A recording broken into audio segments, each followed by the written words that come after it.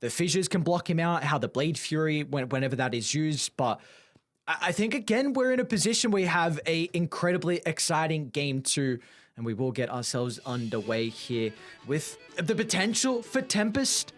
If they're able to 2-0 this, then they will move forward, securing at least a top 3 place and a second slot at least at TI, with securing the last chance qualifiers. So for Tempest, I really see no crazy advantage on the draft. So for me, I feel like it's kind of similar to game 1 draft, where I didn't have a favorite. Are you in the same boat?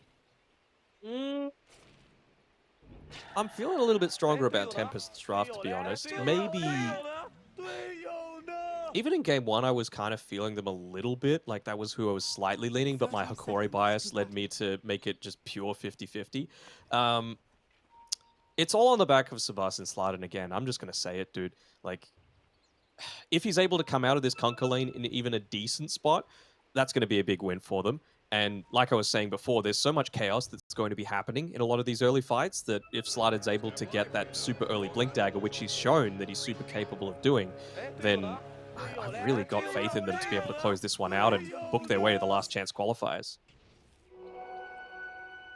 So if we take a look at the lanes then, who do you feel like is going to come out on top? If we kind of quickly break down each lane. Lane by lane? Depends if you're getting the kills early as well, right? Like I was saying before, that level 2, level 3 timing on Hokori is pretty huge for bot lane. Mid lane, easy, analog win. Top lane really goes either way, right? Like, Phoenix isn't one of those heroes like the Viper that needs to get up in your face to do a lot of the damage, so there isn't really an instance where you're going to be caught out. Well, actually, they're the ones going to look to get aggressive a little bit now that they know that there's no cogs available. It's just the battery assault, which is on cooldown, so they're going to try and bully them away from the lane. I like this a lot from Tempest, just taking a lot of the early momentum away. Which Doctor might die down bottom. Draken and Sladen finding first blood, and this, I think, is the most volatile lane out of top and mid. I think they'll be fine, but in regards to bottom, I can really see either side kind of going out on top. This Jug can be difficult versus the Viper with the cooldown, but if you're able to play your level timings, like you mentioned, then all of a sudden the Viper, you could also have this big advantage with the Fissures to kind of hold guard, get out of position, like we saw multiple times last time with the Bane. So this is really, I think... The thing is, though, you have to get kills if you're Hokori on this bottom side. You don't have the luxury of, like, Juggernaut doesn't want to lane into a Viper. It's, like, not as bad as a lot of these other melee heroes because you've got the spin, but you want to be using the spin for aggressive purposes. Maybe that was, yeah, just even that little movement from Lumiere towards the right-hand side of the lane, I kind of feel like that was a mistake. Like, any time that the Earthshaker is going to move into position to try and disrupt this pull, that's the time where you need to be going for this kill attempt, especially considering the creep wave wasn't in any kind of position to be going for, to trade with the Viper at the time. He's going to win that trade 1v1, 100%. See, top lane, whenever the meta's on cooldown for Kataru, there should be a lane that Hokori are going to be comfortable in. See, Theolokor can always just chase down the Phoenix, so Phoenix can't particularly play away in this lane. Needs to be on top of a creep, or sometimes Kataru might be forced to send an illusion on over. They're actually doing a good job at ticking down Theolokor with the reflection. Katyu trying to find one more right click, but unfortunately won't be able to catch him up in the tree line. He's got some regen coming through, so Theolokor will be just fine. They were able to get this pull-off onto the flag bearer creep camp, so it's a big win. Draken, he's actually in a little bit of danger. Let's see how good the fissure can be. Wanting to wait until, wait to spin until that fissure has been used, and they'll also see that this clarity has been used, so it's a pretty high emphasis of making sure to remove that one away if they can. Gardic, is he going to be able to get in range to do it? No, he's going to prioritize making sure that camp is blocked so that they're not in that situation again, but they almost had a time where they could have gone for that kill and almost certainly guaranteed it onto Draken. Basically back at full HP.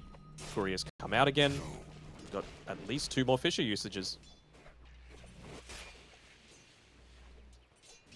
If they can at least keep the creep equilibrium in a decent spot for Lumiere, should be able to have an okay time with being able to find his farm, which he is at the moment, but as soon as they lose control, then it's going to be very awkward for him to be able to continue to stay in this lane. Oh, absolutely. Like, I was wanting them to drag it behind the tier 1 tower just so that you can be farming that safely, you know, because Viper, not the most mobile hero. You get brought behind enemy lines and get stunned up, you're pretty much dead. So, Draken, he is loving life down here, just freely able to CS, essentially. Getting a lot of last hits, plenty of denies as well. Credit to Lumiere, he's getting a good amount of his own, but with a lot of that zoning out that's been happening, it means that Slardin, he's free to go pick up a bounty. He might even look to get this creep pull happening again. Weren't able to block it around this time. Been preemptively placing down the sentry ward just in case Gardic had been able to drop that one. And yeah, look at this. Gardic tries to stop the pull. No, thank you, says Draken. Although, bot lane. Should be able to get the kill into the Witch Doctor. Nicely done. Fissure from Slardin. Draken wraps around. Very good job to be able to stall that one out. They should have the creeps now to get just out of the tower range. Did see Theolacor was up to his shenanigans. Did a really good job to be able to steal the water rune away from Sabas, and he was also able to drop a pretty deep absorb ward as well inside the Dire territory. So I like the rotations early from Theolacor. He's even going to make a stack as well. So Clockwork recognizes that Vitaly doesn't particularly need help. It's going to give the Death Prophet solo experience. Well, might need to come back now with the Metamorphosis being applied. Vitaly falling low, will be okay. It's one of the shared tangos. And my thing is, this Observer Ward is nice just to know like what the Terrorblade is doing. But even if you know what he's doing, can you really do much against him? I feel like if you're going to run up into him with a Kunkka that's maybe got a decent power rune, it's still majority physical damage that you're going to be doing to this TB, right? So are you going to be able to kill him super early on? It almost feels like you need the Witch Doctor or the Juggernaut to be up there to secure that kill and hold him top lane. Yeah, Katara falling low. Vitaly being able to play with the Spirit Siphon, the cogs locking them into place. A big kill for them to be able to find. They've got the catapult now as well, but still, unfortunately, with the changes to the experience. Bottom lane, though, will turn towards there as Lumi is in trouble. The Blade Fury's already been used, and the poison is starting to stack up. 3 poison to the poison attack for Draken, so it was an easy kill for them to find in the Juggernaut. And they gave Slardin the kill. They made sure that he was the one that got the healing ward as well. They're giving him too good of a game, man. They're doing it again. This Slardin Earthshaker.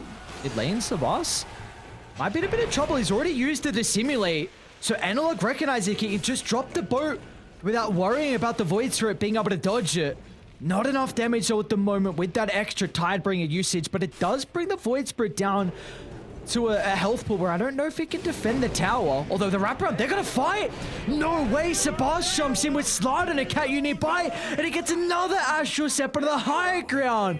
Oh, beautifully done, Tempest. They not only defend the tower, but they get 2 kills as well. Just ban the Shaker, bro. Just ban it. He's too good. Slardin does way too much on this hero. Might even be worth him. He's got the energy booster as well as the Blink Dagger queued up. And I know having a super early Blink Dagger is so nice, but you're with a Viper in the lane.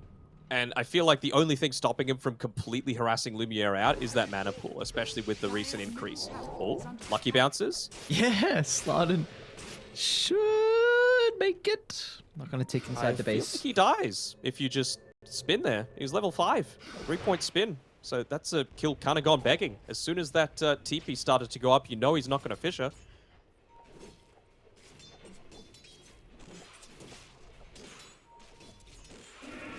At least this time around, Vitaly, he wasn't. He was at 6th on net worth as his DP last game. Even with letting this TP through from a lot of these kills that they've been able to pick up on Hokori, is giving him a much better start to the game. Nearly a top of net worth.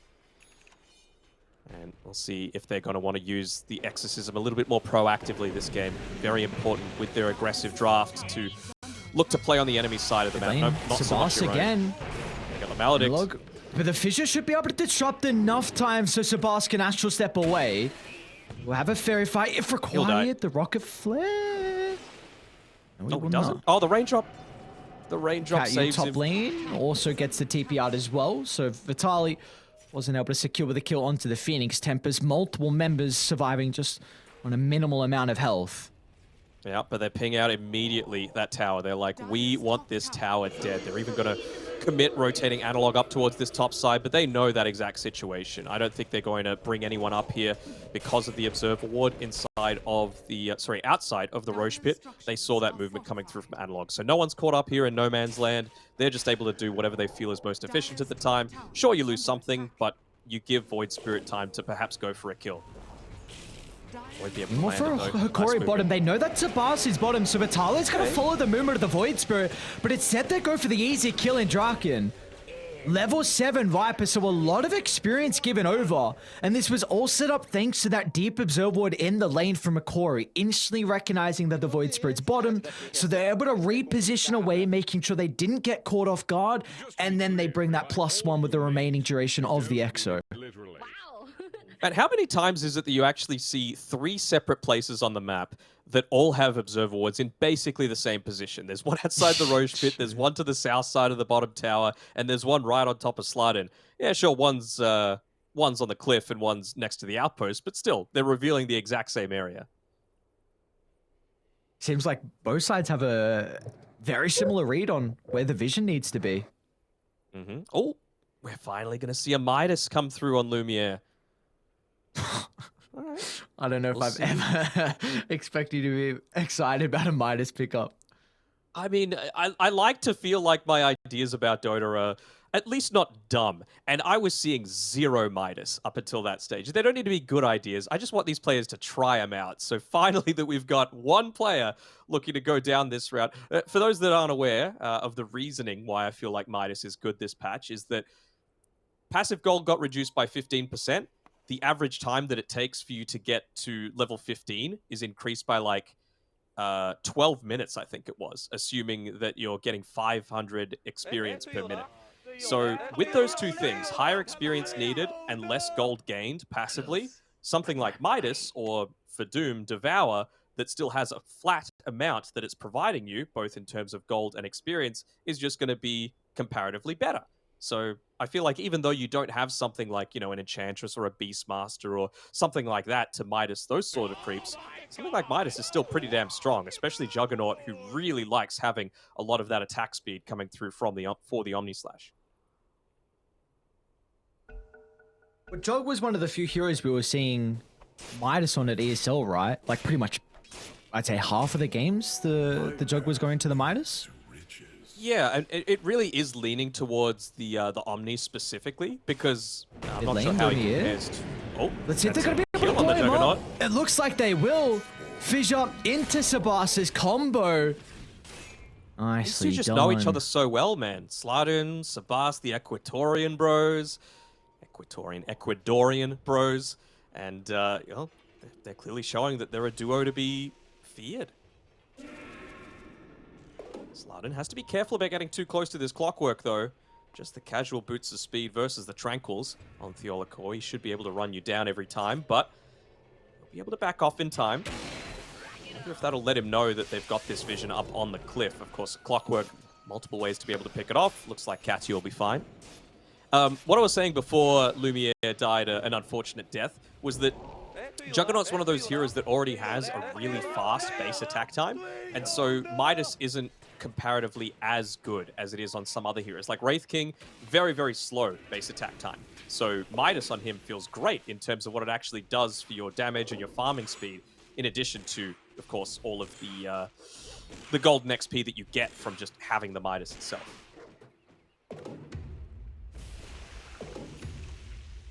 Tempest, I like this move down bottom. Sabas just was able to pick up the Arcane. So they're going to look to try and find a kill. They have Draken nearby as well with the Catapult. They need to start to open up the map. They don't have really the ease of sieging like Hokori do with the Death Prophet Exorcism. Not until the Terrorblade wants to get involved. We will be running into Exo though. Vitaly has this backup if a fight does break out. Do you think he wants to drop it though? You'll need more. You need way more members if you're going to take this team fight. And now with the Supernova, they're going to be too late. Tempest are probably going to win the team fight before the rotations come out. They get the first kill, and they're going to turn to the right side instead. It's a Fissure connecting onto 2. Analog will land the boat, but is anyone going to die? It doesn't even do much damage at the moment. Even Katara is going to move down as well as Hokori. They don't bring enough numbers to protect the tier 1 tower, and they will all be killed off inside the tree line as Tempest only lose Slardin and Sabas. It doesn't matter what hero you give him, it looks like any spirit he will perform well on. Oh, for sure. They were so close to nearly going deathless that fight as well. Slardin just caught by a stray cogs, pushing him off, and very slightly delaying that Blink Dagger timing. At this rate, he's not going to need to go into the active shard might first. kill Lumiere. Oh my god, no, not this. He's going to be pretty good with the jukes. Katara, a couple more right clicks. Ooh, way too close. Got the hook shot in 2, but again, physical damage against the TB ain't gonna do too much, at least until Juggernaut picks up a lot more of this farm. He's actually gone away from the Midas, it seems, towards the Maelstrom, realizing that Terrorblade's starting to become a little bit more of an issue. Same sort of thing with the Void Spirit, in fact. He's got the Witchblade about to be finished up in just the recipe's time, but one of the other changes that we saw recently was the Aghanim Scepter, now that you can look to use the Resonant Pulse twice, and rather than just refreshing the amount that of absorption that you have, it adds on top of the existing amounts. So we did the maths, and it was, what, 1,220 that you can get if you're hitting onto 5 heroes? So something like Omnislash and the Conquer's damage ain't going to do that much if you get off the perfect use of your spells, which Sabas has shown that he's been doing very consistently. Oh, Radiant just smoked under a ward, so Dire, I know exactly what is occurring. That they have sentried. Catch anyone out? Expecting Draken to be pushed off further to farm in the lane. They see the Nether Toxin. That kind of reveals their positioning, yeah. Though. Oh, can't use it. Oh, nice dive. They are getting quite vocal That's from both sides. I mean, can you blame them? If Tempest win this, they're going to be at last chances minimum at TI. If they keep performing this way, they might be the team to secure that regional spot. This is just so much space as well for Katara. We saw what he was able to do last game on the Troll Warlord, and now you give him this free farm as well here for the Terrorblade into some pretty good matchups. So important that they were... Oh. No, I was... Analog picked up a double damage rune. Supernova's out. Are they going to try and turn to kill off the egg? They might have the numbers to get rid of it, and they do. Fissure too late from Slardin to protect it.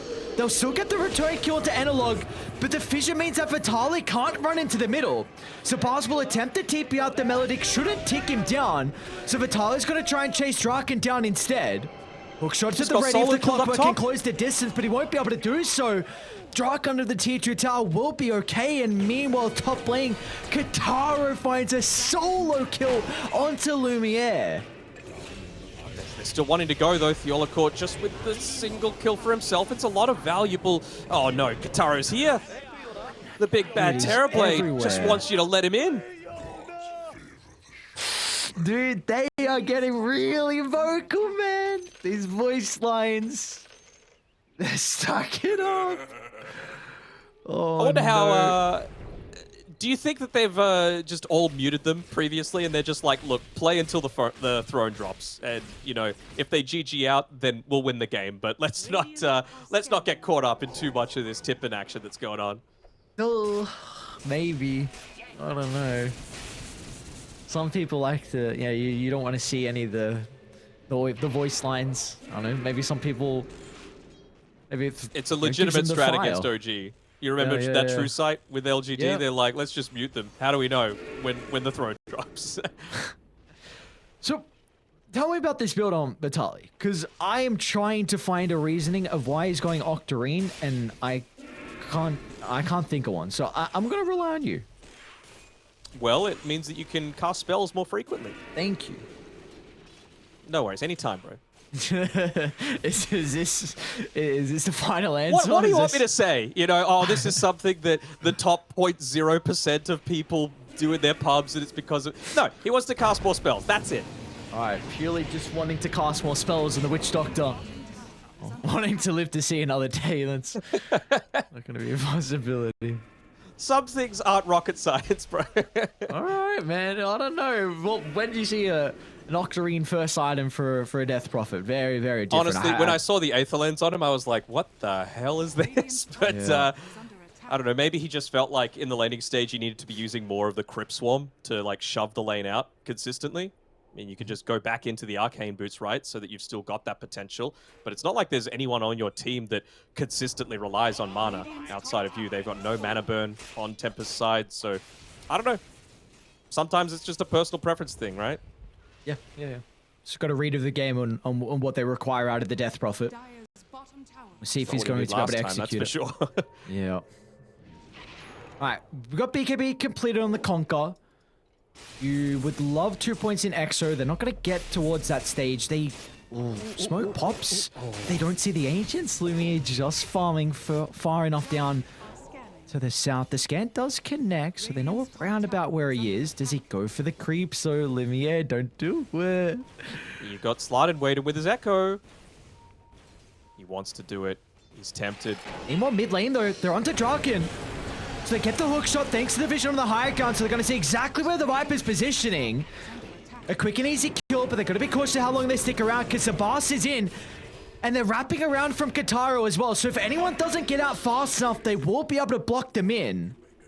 It's a 1-for-1, and it frees up space for Lumiere, though. That's exactly what they were wanting right now on Hokori. Now that they've been pushed away from this lane, they've got a lot more information to be able to play around. They're just going to back off entirely. Even that freshly placed Observer Ward immediately removed by Katsu on his Phoenix. Get to the Arcane. Nice. Yoink. So good moves coming through from Hokori for sure. You know, that is one way to get yourself out from a really dangerous situation, is to go for an all-in push. It's not an all-in push, but like an all-in kind of play. If Lumiere wasn't fully in sync with his team and just walked out into the lane, then it would have been a Viper trade for a Juggernaut trade. And I mean, I feel like we all know who would be the happier one as a result of that. But instead, Viper for Clockwork. Lumiere's able to farm. He's almost got his Mjolnir to be able to go up against a lot of this this damage that's going to be coming through from the TB. Of course, tons of right-click on Tempest, and you know, the attack speed, he's not going to get it from that Midas that he had queued up previously, but just the casual Gloves of Haste, plus the Mjolnir, it's going to give you plenty. Do we feel like, though, the Ag shot is really that key timing here for Lumiere to be able to deal with the Terrorblade throughout the mid-game? Even then, I'm not certain, right? Like, it's going to be nice, of course, and I don't feel like the TB is dying until you've got it, but there's also the case of, like, if you're just spinning and running at them, then you might get Fisher blocked. Stop chasing the illusion. No, Lumiere, not like this. Blade Fury's on cooldown, and Slarded just jumps in with the Echo Supernova as well. Why not use every single ultimate you need to get rid of the Jug, and now you can go back and reap the rewards from Roche. He's even got the Dagger of Restool on Kataro, so bunch of extra damage, plus 40, just to be able to annihilate this Roshan. There's no way you're buying back on a Juggernaut to be able to contest this. Lumiere, it's going to need to be like some next level play. What are you... This guy's crazy, man. His job is just take care of the Clockwork. To the right side. It's going to be in a hell of a boat, clipping onto multiple heroes as Vitali charges into the middle. And they need to cut the Terrorblade though, but the Fissure on point will make sure the DP can't escape to the left, and Dragon still lives. They couldn't even finish off the Viper. Do they go for it? Do they go for the torrent play? Again, they're just putting the right people in line. They realize how important this Roche is. Who cares if you lose a support or two? It's not going to matter, and Slarded just gets away from that X-Mark play as well. Lumiere is blocked from the Fissure. No. Astral Step will tick in. This is not the game that he would hope to remember on the carry from Hokori. Look at the tip from Sabas. Is like, oh, the Fissure did it all for us.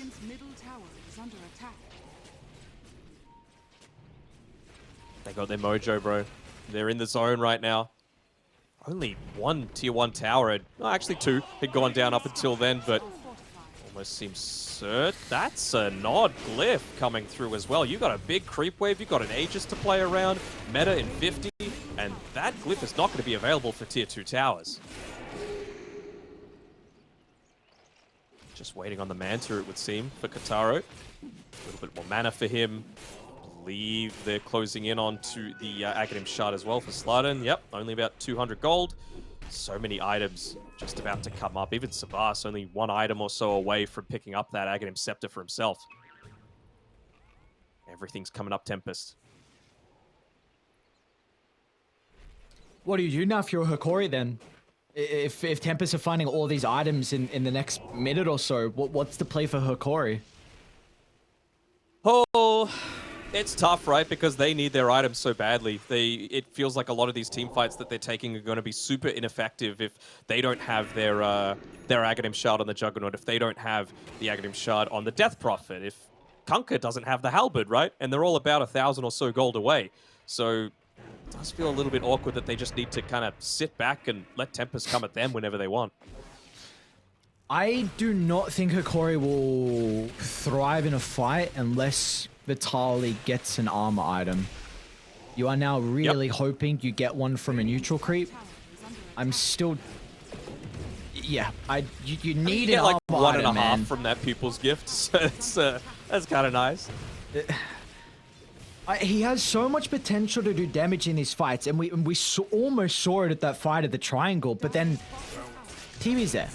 And then Vitaly can't do anything. A fissure and a couple of right clicks, and now you're running the opposite direction. If he doesn't get an armor... Even just... Oh, sorry. There's a big smoke coming. Oh, no. If they could take out this Earthshaker, that'd be a great start to the fight, but no one wants to commit. Yep. What I was saying was, even if you get locked onto a few people as this Death Prophet, right? You get into the perfect position. They're under a ward. They are indeed. It's just Gardic, though. Oh, no. Not like this. They're just trying to cut waves. Look at that. Lines being drawn on the map. Analog saying, this is where I'm moving, but they got vision everywhere. They have complete understanding of exactly where he's playing. I don't think they need to go back and look to contest against this. They've got no glyph to play with. They've got a creep wave. So, yeah, just move on forward. Get an easy tier 2. Close out more of the map. Analog is in a lot of trouble. He's going to have to beat Gibby TP. He's going to make sure he does it pretty fast, though. That extra slam is about to come on. The jewel! Alright, it'll PK me now. I was just waiting for him to flick Echo in. But even like with the spin from the Juggernaut, and when DP gets into the BKB, you've still got Viper Strike. You've still got Fissure Block Off. Like, you don't need to use it for damage. You could use it defensively. You've still got Skadi. Oh, poor Gardic, man. This is Are we gonna have that nosedive? witch doctors aren't so good at. Surviving? Yeah. I don't know. Look, you see this guy with the pushing out dukes? lanes. Alright. Do we get the Ag Scepter on the Viper? Come on. I hope we do, but I feel like they want to get to TI, so maybe not. Oh, so they're not gonna move around a little bit? Nah. Maybe once they call the GG, then you sell the items and you get the celebratory nosedive. If I push that forward, look how fast I connect! Oh my lord. 9, 0, and 7 on Sabas. He hasn't died this series. Nope, not at all. Better check his pubs, see if he's got the same sort of record. What inside the base? Gonna see Theolocor getting set up to jump. To kill it off pretty fast. The poke from afar, sliding into Sabas' jump. It's not like they have to heavily commit. Like a fissure into a couple of abilities in the Void Spirit, and then he can get out if required. And now they can just go to Analog instead. Again, ban the Earthshaker. Get rid of Slardin's Earthshaker. My guy is doing way too much with this hero. Yeah, it is kind of ridiculous. This time around, well, they don't have the fervor from the Troll Warlord, but they still feel like it's enough to just hammer through these towers, even from the low ground. Range racks minimum is going to be claimed. No Aegis to play around anymore, but just the Chrysalis Kataro is doing so much damage, a full level ahead of the Juggernaut. They're onto the Juggernaut mid lane. Oh no, Jug, not like this. And they popped Exo as well, and they didn't chase they missed the hook shot. Down. They missed the hook shot. They went for the all-in play. They went for the wraparound. And what can you do now? You just have to kind of sit back and pray that, for whatever reason, Tempest don't want to continue pushing up once this Exo wears off. There's no reason for them not to. I suppose they could just wait for the meta. Everything's in their hands right now to just play the exact pace that they want. Even late game, they're going to outscale them. Like, you got a Phoenix, you got an Earthshaker that still isn't, fully slotted. Viper might fall off, but Terrorblade, he's just going to be as scary in 20 minutes time as he is right now. He's almost got a Daedalus on guitar. Oh god, this guy's so farmed. They're going to get some tier 3 items as well. To assist with that push, it feels really difficult for Hokori to even leave the base. Now we get another Ogre Seal Totem. Will we see Sabas pick that up as well, or is that an Ember Spirit exclusive thing? Still got to test it. Let me write that down, actually. I'm going to forget. Oh boy. Alright. Should be the last outer tower soon being claimed for Tempest. They're going to probably wait around by the triangle. Now, you will not glyph this. I hope not. Again, they see another member trying to deward and got it. Worth it. Plus 210 gold for your own life. You take it. I mean, you're 100. That's worth it. Come on, Deno. You're the support player. If you're this far behind, well, how many deaths he got? He had 7 deaths before that. You reckon that's worth it? Sometimes you got to keep the morale up, and just feeding more kills over to the Void Spirit that's kind of going bonkers might not be an alarm. Hopefully everything's okay. Looks like it is with a quick G. Not the GG just yet. But what are you trying to say? That's set to come out pretty soon, is what I'm saying. 6% win probability left for Hokori, I think, is very generous coming through. I would put it at a 1%. There's always a chance, but it feels like way too far to come back from.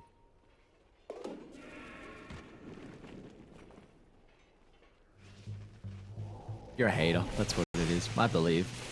I think the team that I predicted is not going to win because I'm a hater.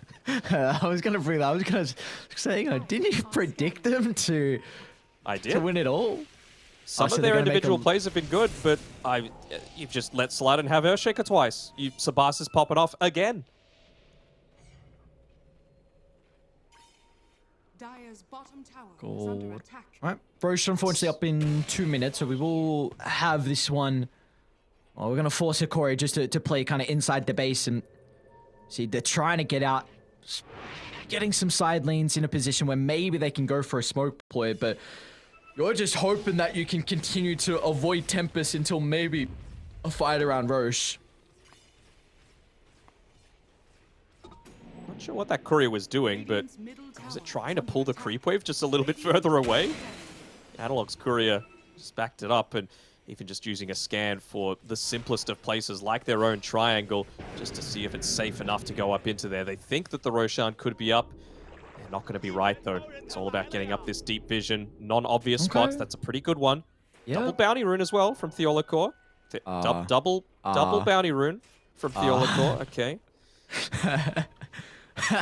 Maybe he didn't want to... It's off-center, bro. He took the wrong one, if that's the case. Okay. Hook in. Phoenix is a pretty big kill if they can find it, but a dive away, and now to the left side. They're going to Astral Step on forward. Earthshaker was killed to start the fight. That's a really good Omni Slash target from Lumiere. But now with a Supernova dropped in the middle, Hokori just need to retreat. They don't have an answer to the egg, and, well, they'll even catch up to the Conqueror as well. But Vitali, oh no, he feels like he can maybe be the X Factor to turn it around, but the Exo is not enough. He doesn't see a window to charge in. Well, Tempest do. They see a window, and it is firmly on that top lane of Rax. Bottom lane, pretty healthily pushed in. There's not going to be any backdoor, even though Theolacor did his best to try and push it out. Oh, what can you do? You're seeing not necessarily a TI Dreams vanish away, but the guarantee isn't there anymore. Oh, not the illusions. And now Roche is up in 5. was a little bit puzzled by Theolacor, to be honest. He jetpacked away from the Phoenix when he had him locked, battery assaulted inside of his own cogs. If you're lucky enough with the ticks, you could stop the dive while he's still inside of the cogs. So just allowed Kachu to still have a presence in that team fight. I feel like if you're isolating like that, that needs to be your job. Either take Shaker or Phoenix completely out of that team fight.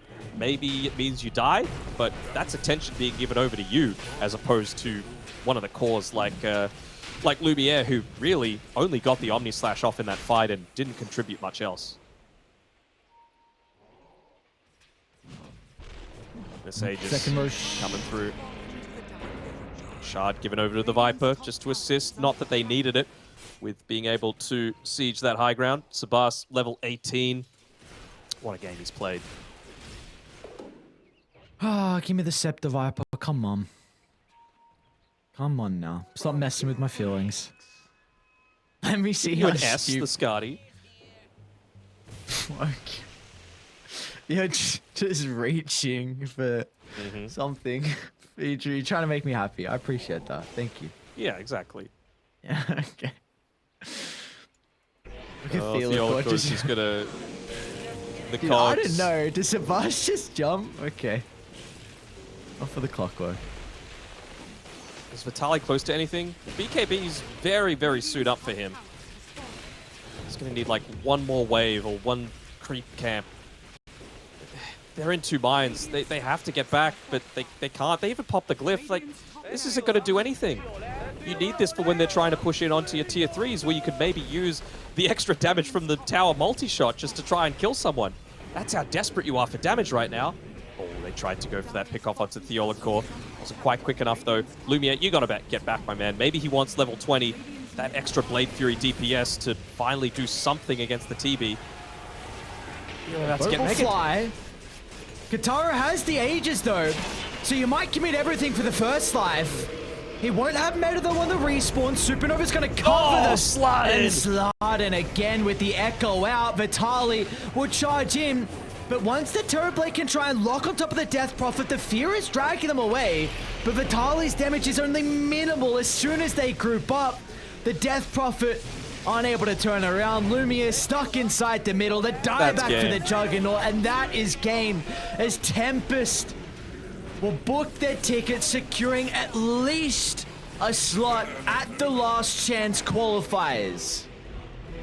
Oh, Tempest top 3. Not too many people would have predicted that towards the start of... well, maybe they did actually, because they were the second seed, I suppose. But they certainly surprised a lot of people, myself included.